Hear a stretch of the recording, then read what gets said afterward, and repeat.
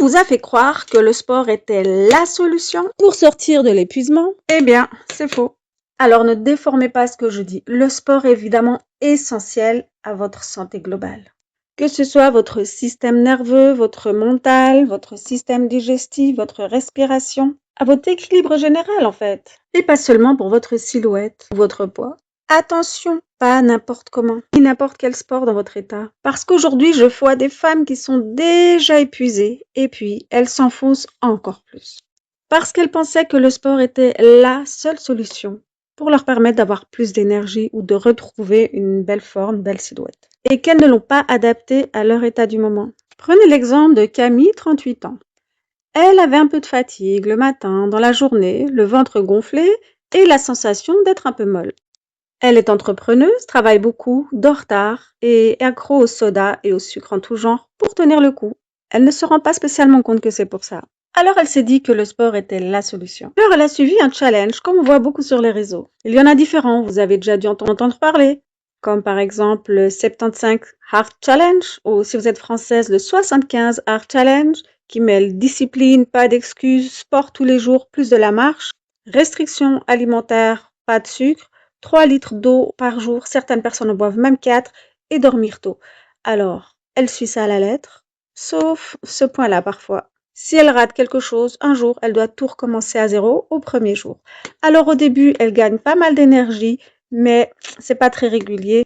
Elle est moins en forme, elle n'a pas toujours le moral, elle est irritable, elle a des problèmes pour dormir la nuit où elle se réveille, son ventre qui gonfle encore plus, des problèmes de règles, c'est-à-dire douloureuses et moins régulières. Personne ne lui avait expliqué que son corps était déjà en train de compenser, qu'elle vient de s'ajouter du stress avec le sport, qui est trop intensif avec les restrictions alimentaires. Alors oui, changer d'alimentation, arrêter le sucre, les produits industriels, et certains produits qui vont inflammer, comme le gluten et les produits laitiers, ok, mais pas réduire encore le nombre de calories, alors qu'elle rajoute une dépense énergétique. Et là, c'est un enchaînement avec la fatigue mentale, la fatigue émotionnelle, la fatigue physique, la fatigue hormonale et la fatigue digestive. Car tout est lié, on ne peut pas séparer la tête du corps et de tous les systèmes. Une fatigue en entraîne une autre et vous tombez dans le cercle vicieux des inflammations et des fatigues qui y sont associées. Le corps se fragilise, il vous envoie des signaux d'alarme. Ce sont les symptômes douloureux partout sur votre corps et les troubles du sommeil et tout ça. Et pour compenser, comme Camille, qu'est-ce que vous faites? Café, sucre, sport encore plus intensif pour vous sentir plus vivante, aller dormir tard parce que vous scrollez sur les réseaux et une alimentation complètement déséquilibrée. Trop ou pas assez selon certaines. Et le problème, comme vous pensez que vous êtes très discipliné à ce moment-là, vous ne comprenez plus rien du tout. Vous restez dans ce état-là, vous essayez de compenser, vous êtes complètement perdu et votre fatigue s'accentue. Et c'est là que vous arrivez potentiellement à la dépression, au burn-out ou à des maladies qui sont reliées à tous ces épuisements. Parce que personne ne vous parle d'inflammation, ne vous parle d'épuisement global, que tous les épuisements sont liés, que vous ne pouvez pas travailler seulement sur l'alimentation ou le sport, il y a le mental, il y a les émotions, tout est lié. Et que si vous ne faites rien pour vous occuper de tous ces points-là, la tête, le cœur et tout votre corps, eh bien évidemment, vous êtes dans le cercle vicieux et tout s'accentue. Alors, comme pour Camille, premièrement, il faut arrêter de vous inflammer en trouvant la racine du problème, en travaillant dessus. Et puis en deuxièmement, redonner de l'énergie, mais de la bonne manière, celle qui vous correspond, pas en trouvant des solutions pansements temporaires. Alors vous voulez un challenge pour retrouver de l'énergie, retrouver la forme, et un corps qui vous plaît? Bien entendu, c'est faisable, on l'adapte ensemble. Alors, la discipline, bah oui, il en faut, ça c'est clair. Zéro excuse, je suis d'accord. Sport tous les jours, plus de la marche, par contre là on va changer quelque chose. Ça va être sport un jour sur 2 parce que le corps a besoin de se reposer entre les deux pour pouvoir se reconstruire comme il faut et ne pas vous épuiser encore plus. Donc sport un jour sur 2, 20-25 minutes, pas plus. Le tout est de préserver votre santé et votre système nerveux.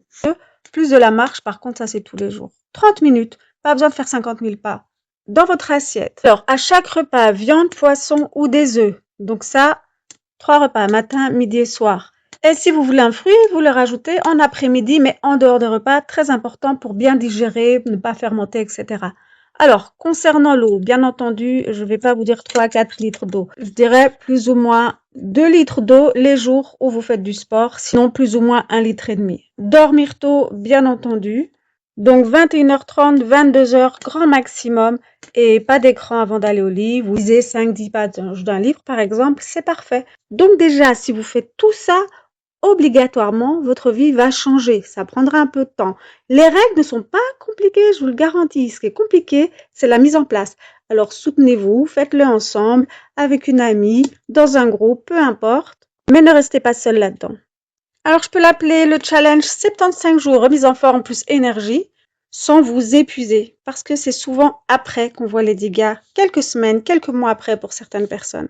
Alors là, évidemment, c'est pas du cas par cas, c'est généralisé, mais je préfère que vous suiviez ça plutôt que de faire n'importe quoi sur le net.